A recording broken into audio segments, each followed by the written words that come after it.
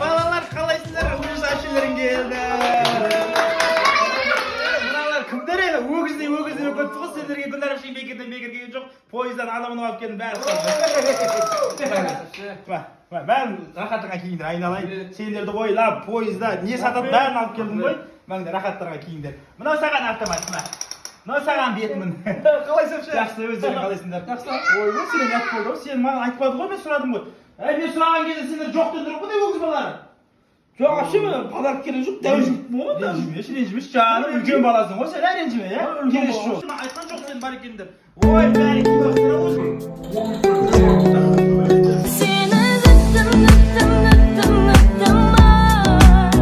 Қазақстан Республикасында жылдан жылға подаркасыз қалып баратқан балалардың саны көбеюде. Құрметті туысқандар, қонаққа келерде бір-екі подарка артығымен ала салыңдаршы.